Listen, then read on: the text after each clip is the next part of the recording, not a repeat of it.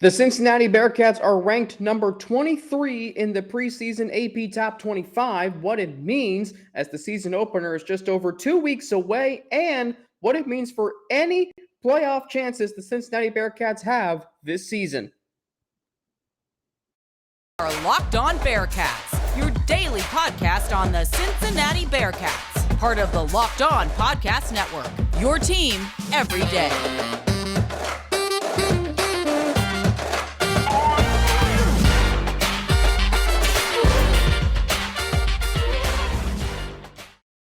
Thank you so much for making Locked On Bearcats your first listen every day, free and available everywhere you get your podcasts and on YouTube. Don't forget to subscribe to the Locked On Bearcats YouTube channel, up to 413 subscribers and count. Back with you today, your host each and every day here on the Locked On Bearcats podcast, former sports director of UC's student-run media organization Bearcats Media, bringing all of those experiences here to the Locked On Bearcats podcast. Thank you again to Russ Heltman, my colleague from All Bearcats, for filling in for me yesterday.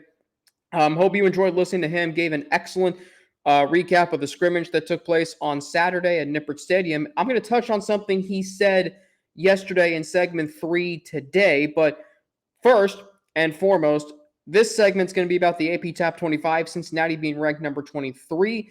In the next segment, we'll touch on, and I have yet to do this and regretfully have not done this, but we're going to look at the Bearcats who have been named to award watch lists as the season is just around the corner. And then in segment 3, I'm going to touch on something Russ mentioned with the quarterback battle yesterday. So let's start from the top. The Bearcats number 23 in the AP poll. This is about what I expected. Maybe you did too. I thought it was going to be 23. Now, maybe it's because I'm 23 years old. Maybe it's because 23 is one of my favorite numbers.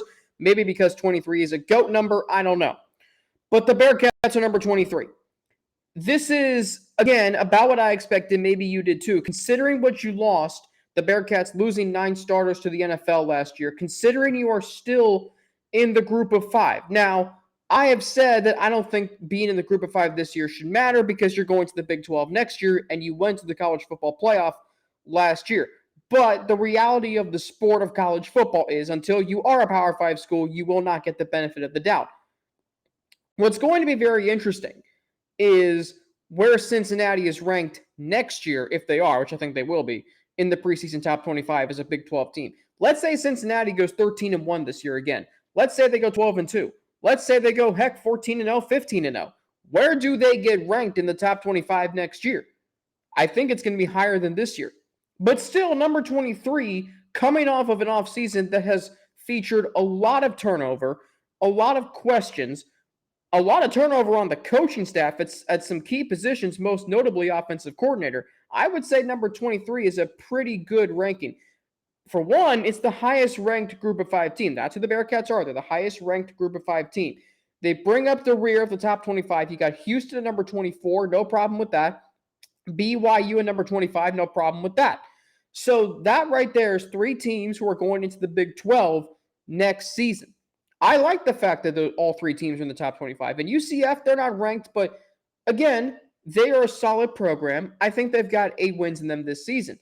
So now you want Cincinnati to beat all those teams, but you also want them to be ranked and say, hey, the Big 12 is getting 4 really good teams, 3 of whom are ranked. Now they're ranked, at the bottom of the top 25, but still, you're ranked in the top 25. If you're Houston, and you think about who you lost, but you also have returning this season. Yes, they lost their star running back, their starting running back in the spring, Alton McCaskill IV. Not sure if he's going to play this season. But when you return a 4th-year quarterback and a 2nd-year wide receiver who is pretty dang explosive, and Nathaniel Dell, they're very good. BYU, they're BYU. They've had some good seasons recently. They will always get national respect. So I have no problem with them being in the top 25. This is good for the Big 12. You look at the teams who are ranked in the top 25. And I'll go back to, I'm going to talk about Arkansas's ranking, the elephant in the room, which is how does this impact Cincinnati's chances to return to the college football playoff, and why I'm happy UC is ranked. I kind of had a little doubt if they would, But at the same time, you're coming off the season that they're coming off of. I felt like they would be. So here you go. AP Top 25. Big 12 teams. You've got Oklahoma. They're leaving, but still, for now. Oklahoma 9, Baylor 10, Oklahoma State 12. So there's 3 in the top 12. Okay? Those are the only 3 teams who are ranked. But Cincinnati, Houston, and BYU. So technically 5 teams ranked. That's pretty good. Other teams receiving votes in the Big 12. Texas finished 27th if you go because they had the second most of the others receiving votes. Going on down the line, you got UCF received 27 votes. Kansas State received, 14. So there are 3 other Big 12 teams. There are 3? Yeah, 3 other current or future Big 12 teams receiving votes. That's strong. That's really strong. And the fact that the coaches have Cincinnati ranked higher at 22 is good, and the AP writers are still respecting Cincinnati. Now, this is 15 spots lower than their AP ranking last year in the preseason. I've got no problem with that. I don't have a problem with that. Because, yes, they did lose a lot of talent. And that, by nature, is going to create questions. Well, can this team be just as good as last year? Well, they've got Arkansas right off the jump in week 1. Well, they have a tough schedule in the American with that 2-game gauntlet road trip in October at SMU and at UCF. So, again, when you lose a lot of talent, when you're a group of 5 program, can you do what you did again last year? Heck, can you do what you've been doing really for the last 4 years? Questions are going to come. That's just part of the game. Now, Arkansas at 19. Fine. You want to put Arkansas ahead of UC by 4 spots? Go right ahead. What's better, though, and what's better, I think, than a ranked opening week matchup? I mean, right out of the gate, you are facing a ranked opponent on the road. I can't remember the last time Cincinnati had that. It was 2009? I think it was 2009 when they went to play Rutgers and they blew them out. But this is the first time in 13 years, I believe 13 years, that the Cincinnati Bearcats are opening against a ranked opponent. Think about that for a minute. This doesn't happen all that often. We can look at the schedule from 2009. Let me see if they were. I believe Rutgers was ranked to the start of the 2009 season. So this would be the first time since then putting up against a ranked opponent. Would look great on your resume if you can go into Fayetteville and win. I mean, even if you play a close game and you went out the rest of the way. Rutgers was not ranked. Maybe it's 2010? I'm going to find this out because it was not 2010. Well, what year would it have been? Now I'm really curious because I know it wasn't UCLA. It's 2008? No. I don't know, but it's the first time that I can remember in a long time, if anything, that Cincinnati is opening against a ranked opponent on the road in the SEC, for crying out loud. It was not 2012. Well, maybe it was 2013. I would have to ask someone in the sports information department like Zach Stipe or David or Dan Horde. They would know. Mo Egger would know. Jim Kelly Jr. So anyway, the point is this. You're opening against a ranked opponent. And there's nothing better than that. There are a lot of ranked matchups the first weekend of college football. Oregon, Georgia, which will be in the same viewing window as Cincinnati and Arkansas. Notre Dame, Ohio State, which a top 5 matchup is great and all that. I think Ohio State's going to blow Notre Dame's doors off. But you're playing a ranked team on the road, on national television, a great chance to show the college football world that what you did last year was not a fluke and that this year's team is not a major drop-off from last year's team. Now, let's talk about the elephant in the room.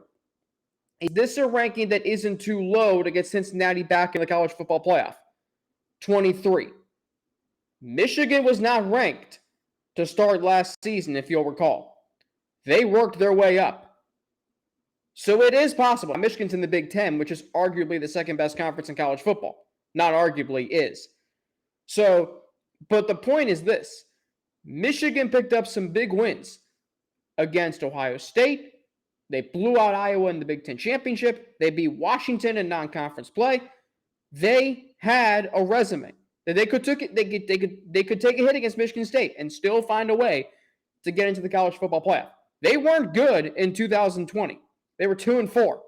Like, they were downright awful. You didn't know who was going to start a quarterback. You didn't know Jim Harbaugh's job security. And ultimately, they found a way to win the game.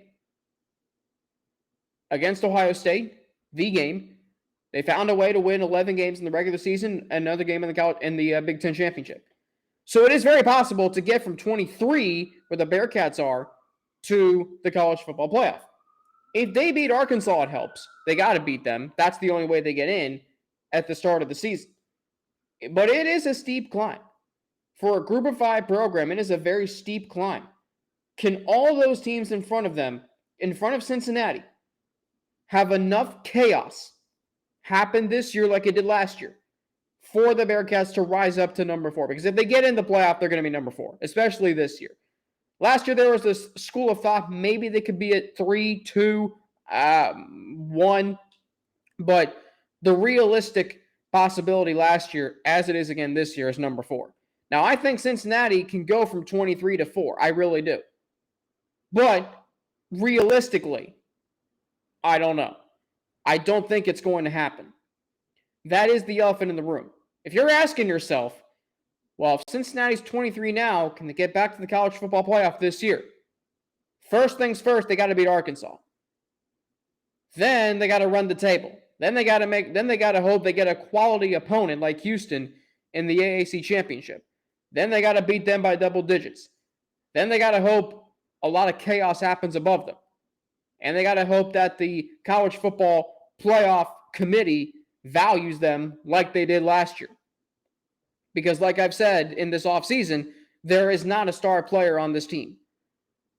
There is not that player that's going to draw attention and that is going to boost ESPN's viewing for the playoff.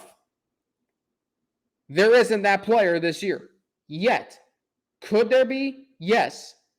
But there better be one by November 1st when the first playoff rankings are revealed. If you're asking me if I think Cincinnati can go from 23 to 4, I'm going to be honest and say no. I'd be shocked if they made it that far. Again, I'm happy Cincinnati's ranked because they are getting respect despite losing 9 players to the NFL draft, despite being in a group of 5 conference still. But still being in the American Athletic Conference.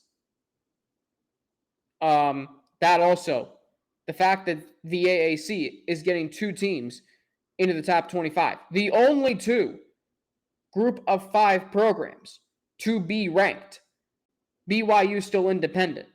The fact that the American has 2 teams in the top 25 is astronomical and impressive. Coming up, we'll talk about some players and coaches on award watch lists heading into this season. There are a lot of them. But first, I like to have fun with live reads, but when you're talking about something as serious as making sure that you are driving sober or else get pulled over, you got to be a little serious with this. So, you're hanging out with some friends and you're putting back a few drinks. A few becomes too many, and as the evening comes to an end and people start to head out, you think of calling for a ride, but then you think about how you live nearby and that you can make it home okay. It's no big deal. However, it is. What are the odds you'll get pulled over anyway? You might ask yourself, and even so, what's the worst that could happen? Your insurance goes up, you lose your license, you lose your job, you total your car, you kill someone. And when you think about that thought, everyone knows about the risks of driving drunk. The results are tragic, they're often deadly. However, that still does not stop everyone from getting behind the wheel while under the influence. That's why police officers are out there right now looking for impaired drivers on our roads to save lives. So if you think you're okay to drive after a few drinks, think again. Please play it safe and plan ahead to get a ride. It doesn't take that much effort. It only takes one mistake to change your life or someone else's forever. drive sober, or get pulled over. So there are a lot of coaches and players and coaches, I should say, on award watch lists heading into this season for the Cincinnati Bearcats. Luke Fickell is on the Dodd Trophy watch list. He was the recipient of that award last year. He won 8 National Coach of the Year awards last year, 7 in addition to the Dodd. He's one of 20 named this year.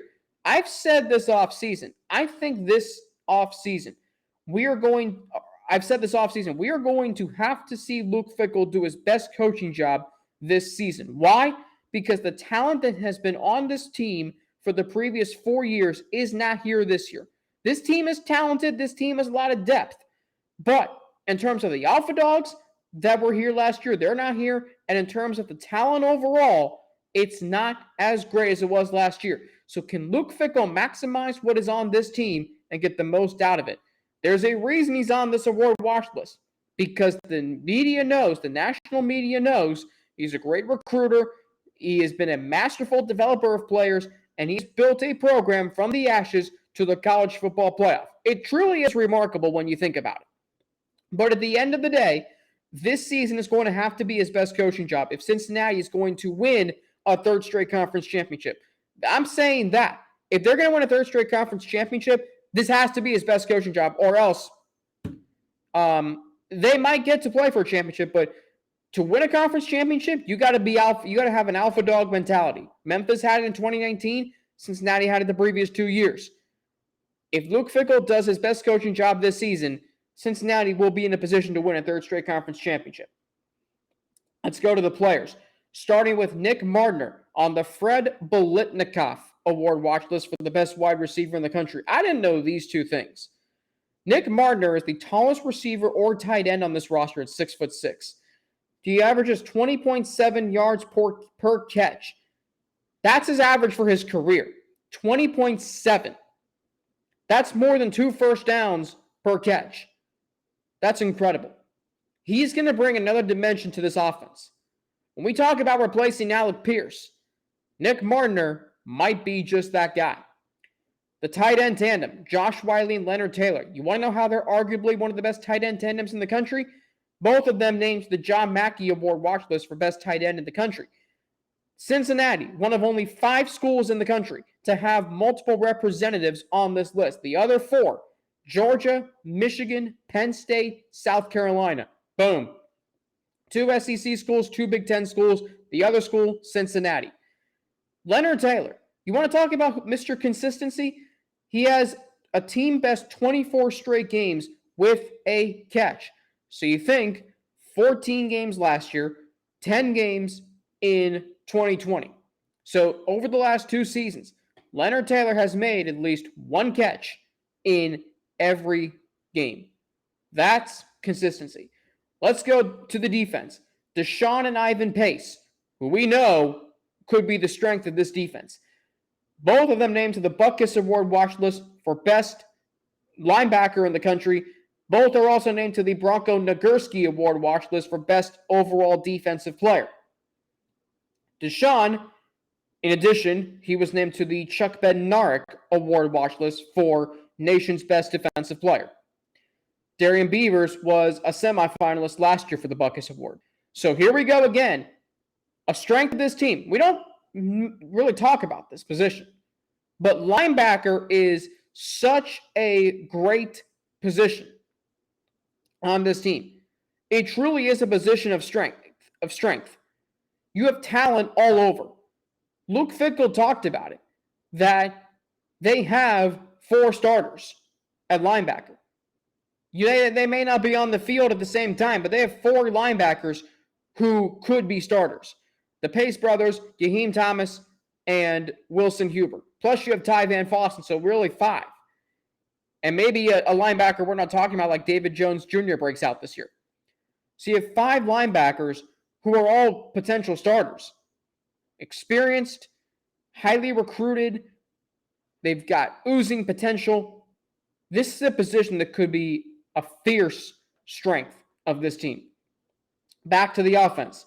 In the trenches, Dylan O'Quinn, Jake Renfro, who we know first-team All-AAC per Athlon Sports, 2 of 20 Bearcats named to the All-Athlons first team. Outland Trophy Outland Trophy Award watch list for both of them. Cincinnati's offense last year, here's how good they were. We know they scored 70 touchdowns. We know they scored 516 points. They also only allowed 53 tackles for loss, 7th best in the country, 9th most yards per play for any team in the country. That's how good this offense was. Then, special teams. Ryan Coe, Luke Rosa Award watch list. 26 of 34 field goals, 43 extra point attempts in 2 seasons with Delaware.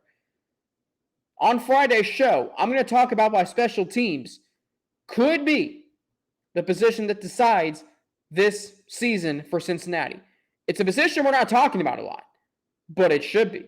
I'll talk about why on Friday. Ryan Montgomery, really excited to watch him this season.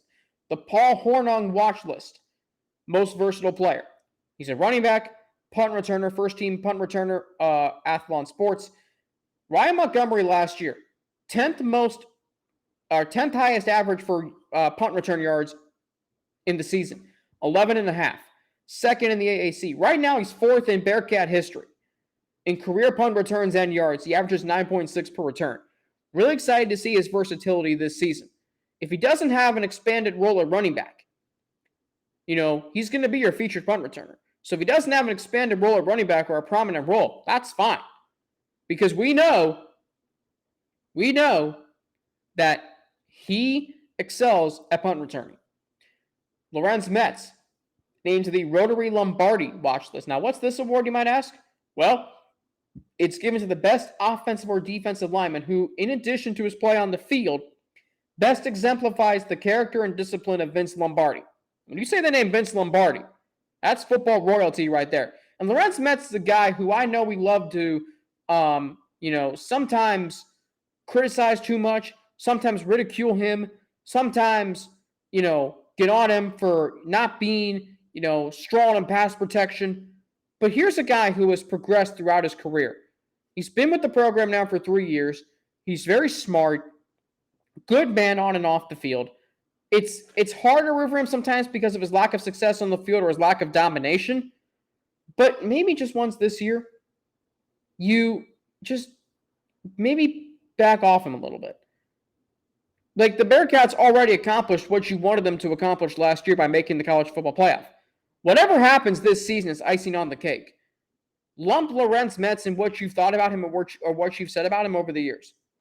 Wilson Huber, named to the Warfel Trophy watch list and All-State's AFCA Good Works preseason team. Now, these 2 awards are not what you do on the field. The Warfel is given to the college football player for Premier Award. It's the Premier Award for community service.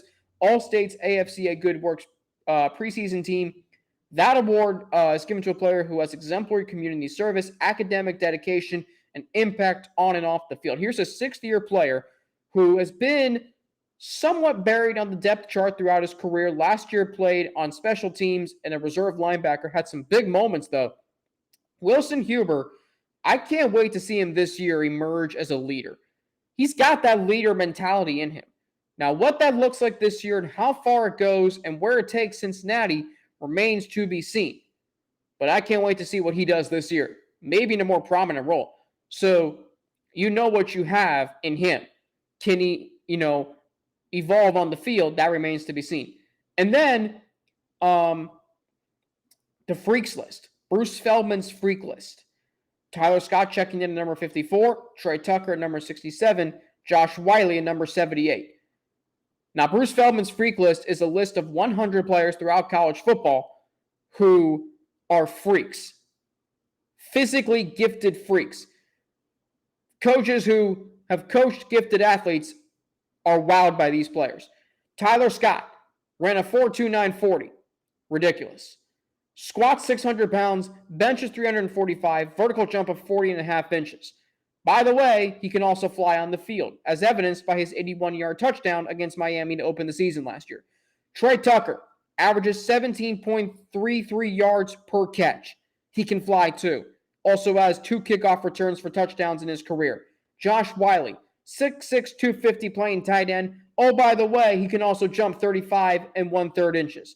Oh, by the way, he can also run a 4.65 40 and has clocked on a GPS running 20 miles an hour.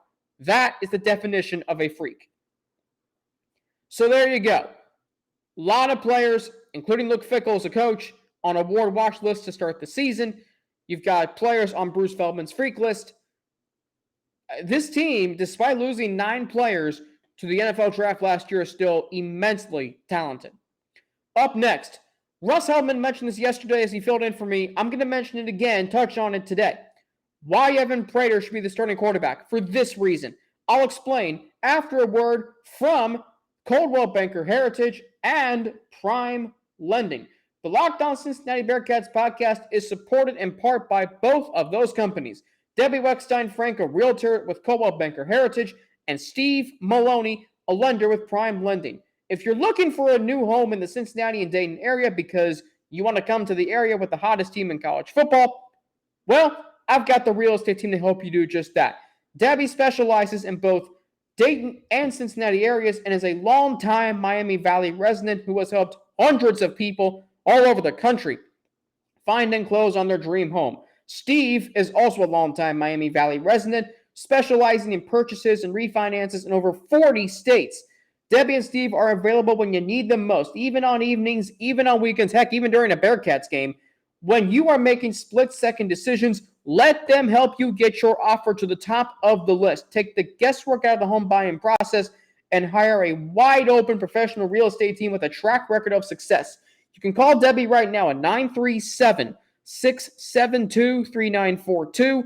That's 937-672-3942. Or visit teamweck.com. That's TEAMWECK.com for more information. Debbie and Steve will help you close on your dream home today. Go Bearcats. So Russ mentioned this yesterday. I'm going to touch on it today to close out the show. If the quarterback battle is as close as we hear, and right now it's a dead heat, as Luke Fickell has said it, as members of the media have said it, if it's that close, why wouldn't you go with the guy with the most potential? It's not like both quarterbacks are bad. It's not like Evan Prater's struggling. Why wouldn't you go with the guy who can elevate this offense? Seriously. Like, if you go with Ben Bryant, and there's reasons why the Bearcats would. He's the most experienced. He's been here before.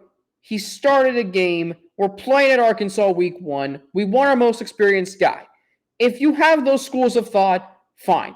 However, I can't help but think about, if Ben Bryant is the starter week 1, that is an act of settling. This program has not settled in 5 years under Luke Fickell. Even when they were 4-8, they were not settling. They just weren't good. Once Luke Fickell got his players on the field, the instant change of the product and their record, the Bearcats, attendance, recruiting, developing, engagement with the fan base changed. And if anybody thought after 2018, well, your 10-win season was a fluke, well, let's see what happens when teams have tape on you and, they can exploit you. We'll see how good you really are. You know what they've done since 2018? Go 11-3, go 9-1, nearly beat Georgia in the Peach Bowl, and then make the college football playoff as the nation's only undefeated team in college football. So telling me that 2018 is a fluke and that this program is a fluke, sorry, wrong. And you know why this program has had the success they had? Because the Bearcats went with the guy in 2018 week 1 who was going to give them the best chance at winning the season opener at UCLA and winning 10 games that year and winning 40-plus games over 4 years. That's what they did. So why would you halt all the momentum that you have? Why would you stop the train while it's rolling by starting Ben Bryant just because he's the most experienced, just because we're playing Arkansas week 1? What is the rationale behind that? Realistically, Cincinnati is not winning that game. So what are you going to come out of that with? An 0-1 record and a quarterback who, yeah, is good, but he's got a ceiling. Why don't you? Okay, I don't care if Evan Prater goes out against Arkansas and throws 3 interceptions. I don't care if he is 9 of 20 for 140 yards and 3 interceptions and no touchdowns. And he's sacked 4 times. That's expected. If Ben Bryant does that, a guy who has started a full season's worth of college football, and by the way, wasn't that great because he only threw for 14 touchdowns, what are we saying? What are we saying? Yeah, we told you. Ben Bryant, not that great. You can build on Evan Prater more than you can build on Ben Bryant. I keep saying you can't make a wrong decision with the quarterback battle. Yes, you can. Because Ben Bryant is not the answer long term. I'm telling you that right now. He might be for Arkansas for the first half, maybe even the first quarter. This program has not settled in 5 years. You're trying to compete for a championship and reload this year. You start the settling option, experienced guy, if you're rebuilding. Like, look around college football and look around the NFL and look at teams and programs with quarterback battles and questions of who they're going to start. The Houston Texans are starting Davis Mills because he actually has some experience. Like the Pittsburgh Steelers might start Mason Rudolph or Mitch Trubisky over Kenny Pickett. I say they should start Kenny Pickett. But teams who have quarterback battles and question marks, they're going to go with the most experienced guy. They're afraid to start anew and change because they may not have a good season. Well, the Bengals did that with Andy Dalton in 2011. They made the playoffs. They did it with Joe Burrow in 2020. Year 2, they're in the Super Bowl. Evan Prater can be that guy for Cincinnati. He is ready for this job. That interview with Dan Horde cemented my opinion that Evan Prater is worthy of being the starting quarterback. Not just for his play, but for how he acts, what he says, his maturity, his leadership. He is a program starting quarterback. This program is not rebuilding. This program is reloading. It has too much momentum. That's why you stay aggressive and you don't settle. If Prater can start, which he can, he should. Because what's going to happen by the time you're in the second quarter of Fayetteville and you're down 17-3? Don't throw Evan Prater into that situation, even though you should. That's not a good situation for you to get thrown into. Start him when you can right away and say, hey, you got us down 17-3. Okay, your first start. Here's how to make that not happen again. So Russ is right, and anybody who says, well, it's a dead heat, but Ben Bryant should be the starter. That's fine. That's a rational way of thinking. I'm a rational person. That's totally fine. But to say to me that Evan Prater shouldn't start because he's not experienced, I don't completely buy into that. On tomorrow's show, I'm going to talk about why the quarterback battle could, and I think it will, play out like it did in 2018. Then on Friday, there's one area on this team. Heck, there's 2 players. Really one position, one area, and one player that we're not talking about, but could make a difference this season. And before you know it, next week, it's season preview week. Season preview 5 different ways. Offense, defense. Russ and James from All Bearcats are going to join me. Hoping to have Dan, Mo, and Jim from 700 WLW, the radio crew, on. Chris Vanini from The Athletic. And then it is game week. I mean, it's game week in less than 2 weeks. We're rolling. We are rolling into college football season. Very excited. First time Locked On Bearcats will be covering a season. Looking forward to seeing what that's like, how that grows the podcast, which as always is free and available everywhere you get your podcasts and on YouTube. Don't forget to subscribe to our Locked On Bearcats YouTube channel. We're rolling up to 413 subscribers and counting. Don't forget to follow me on Twitter at Frankie_90 with 2 N's and an ATI. You can follow me on Instagram, AlexFrank9_ or email me at alex3frank@gmail.com, all lowercase. And you can also follow the Locked On Bearcats podcast on Twitter at Locked On Cats. Get more on the Big 12 by making Locked On Big 12 your second listen. Everyday host Josh Neighbors and the local experts at Locked On take you across the conference in 30 minutes. Locked On Big 12, your second listen. That's Locked On Big 12. For the Locked On Bearcats podcast, my name is Alex Frank. Have a great rest of your day. I will be back tomorrow talking about why the quarterback battle is going to play out, I think, or at least it could, but I do think it will, like 2018. Have a great rest of your day, and I'll be back tomorrow on a whole new episode of Locked On Bearcats.